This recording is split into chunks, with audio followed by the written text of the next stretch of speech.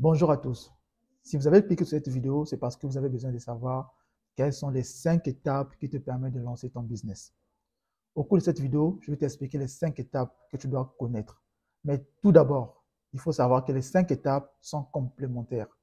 Tu ne peux pas sauter les étapes sans connaître ces 5 étapes. Et surtout, je garde le meilleur pour la fin. Donc, avant de commencer, n'oublie pas de t'abonner, de liker et d'activer la cloche de notification afin de manquer aucune de nos vidéos. C'est parti.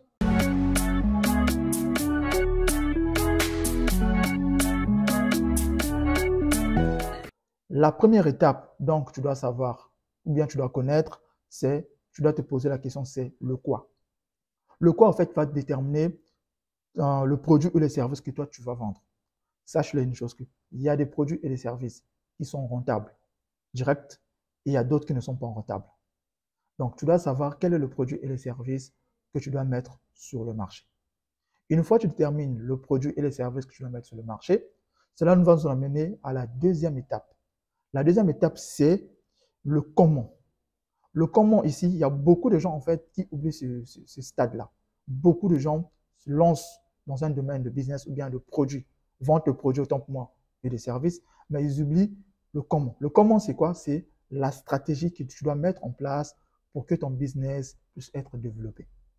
Parce que cette partie, en fait, c'est la partie qui va déterminer de quelle manière vas-tu approcher tes clients ou de quelle manière vas-tu comprendre les besoins de ton client.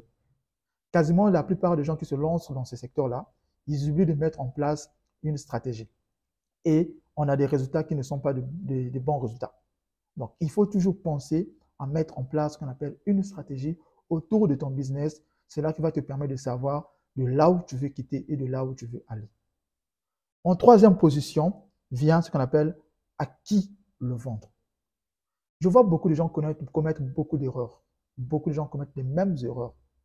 Chacun qui se lance dans le domaine du business vend des produits à n'importe qui.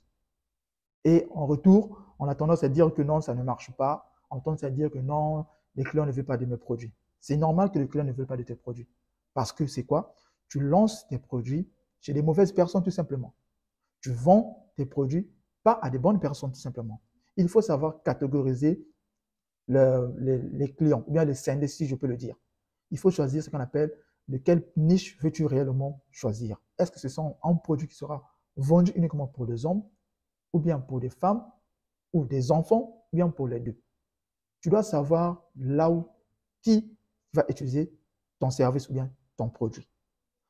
Le quatrième point qui va suivre de cette vidéo, c'est le où. Là aussi, il y a la majorité, je dis bien la majorité des personnes bombardent des produits sur les réseaux sociaux comme ce n'est pas permis. L'idée, en fait, ce n'est pas bombarder uniquement des produits à n'importe qui. Mais l'idée, c'est de pouvoir d'abord connaître à qui est l'étape numéro 4, et où aller trouver ces personnes-là. Il y a des gens qui vendent des produits n'importe comment sur les réseaux sociaux. Il y a des gens qui publient des produits dans les groupes n'importe comment et sans même connaître les personnes sur lesquelles ils veulent vendre ces produits ou bien ces services. Donc, tu dois savoir en fait où trouver tes clients. Tes clients, c'est comment vas-tu faire, autant pour moi, pour pouvoir découvrir ou bien d'aller trouver tes projets clients. Tes prochains clients, tu dois les trouver où? Sous des groupes qui parlent typiquement de la thématique ou bien du sujet ou bien encore du service et du produit que tu es en train de vendre. C'est dans ces groupes-là que tu dois être à chaque fois, pouvoir voir et publier soit tes services, soit tes produits, ainsi que tu peux trouver des personnes qui seront intéressées à pouvoir acheter tes produits et tes services. Déjà. Donc, si tu es ce genre de personne qui se lance dans un domaine de business et qui veut lancer le domaine de business et qui a commis ces 4 problèmes-là, sache-le qu'il y a quelque chose qui n'a pas bien marché. Donc, avant d'aller plus loin, je vais te donner un exemple très concret qui va te permettre de pouvoir illustrer ce que je dis.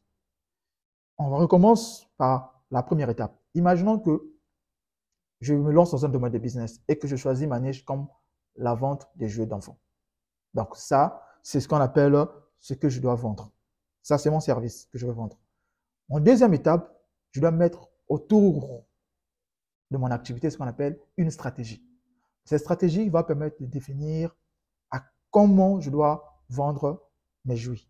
D'accord? Par exemple, dans ma stratégie, je préfère mettre un peu de surprise dans des jouets d'enfants. C'est-à-dire que quand un parent achète un jouet pour son enfant, dans le jouet, exemple dans l'emballage du jouet, il y a un petit biscuit, un petit bonbon. Ça, je le détermine comme ma stratégie. En troisième catégorie, je choisis ce qu'on appelle ma niche, donc la catégorie des personnes. Je sais qu'actuellement, je ne cible pas n'importe qui, mais je cible ce qu'on appelle des enfants. Donc, je choisis ma cible en fonction d'âge, à partir de 6 ans à 12 ans. Cet intervalle, pour moi, va me définir tout simplement que mes produits ou bien mes services seront vendus uniquement par des enfants. Une fois j'ai déterminé tout ça, je passe là où je vais aller vendre mes services ou bien mes produits. Mais bien attendant, là, c'est là où est le problème. Parce que beaucoup de gens vont se poser des questions. Ok, j'ai tout ça, j'ai le temps que je me lance sur Facebook, sur Instagram, sur WhatsApp, peu importe. Quasiment, c'est faux. Concernant ma niche, je sais que les enfants de l'âge de 6 ans, de 10 ans, ne se trouvent pas sur des réseaux sociaux. Donc, qu'est-ce que je dois faire? Je dois aller dans les endroits là où il y a assez beaucoup d'enfants. Par exemple, dans les écoles, des crèches, des parcs, des lieux là où les parents viennent avec les enfants. Ce sont ces endroits-là là où moi, je dois aller me situer pour pouvoir vendre mes produits. Voilà en fait les 4 étapes. Maintenant, nous allons passer à la dernière étape que beaucoup de gens, et peut-être l'erreur que les gens commettent, c'est la fidélisation. Nous avons un réellement problème à ce stade-là. Il y a beaucoup de personnes en fait qui vendent et qui laissent filer leurs clients. Et après demain, le client ne vient plus. Tout simplement parce que ton client, tu ne l'as pas fidélisé. Il faut songer à pouvoir fidéliser ton client. Comment fidéliser le client? Tout simplement. Je reprends l'exemple que j'ai pris tout à l'heure de la vente des jouets d'enfants.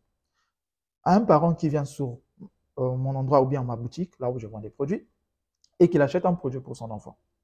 L'enfant, il est intéressé. Au premier abord, d'accord. C'est que suite que l'enfant va prendre le jouet, il va ouvrir le jouet. À sa surprise, il retrouve ce qu'on appelle un bonbon.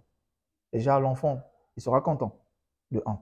Le parent de l'enfant, il sera satisfait parce qu'il ne s'attendait pas à voir un jouet dans l'emballage du biscuit, dans l'emballage du jouet. Donc, ce qui fait quoi? C'est que quand le parent regarde ce genre de choses, il est déjà satisfait. Déjà, pour moi, qu'est-ce que je dois faire en retour? Je dois prendre ce qu'on appelle le contact du parent. Je prends le numéro du parent ou bien le mail du parent, l'histoire de pouvoir lui proposer encore ce qu'on appelle d'autres services ou bien d'autres jouets que l'enfant peut-être va aimer. Déjà là, je gagne la confiance du parent et je gagne la confiance de l'enfant. Ce qui me fait qu'à chaque fois qu'un client vient sur ma boutique, bien là où je vends mes services et encore mes produits, je récupère à chaque fois le numéro du client, l'histoire de pouvoir le stocker dans ma base de données et d'avoir ce qu'on appelle en gros tunnel de vente, tout simplement. Voilà en fait les étapes que vous devez savoir lorsque vous démarrez, lorsque vous lancez dans le domaine des business, car ce sont ces 5 étapes qui sont vraiment très importantes. Car si tu as aimé cette vidéo, n'oublie pas de liker, de s'abonner et de partager autour de vous. On se retrouve pour la prochaine vidéo. Ciao.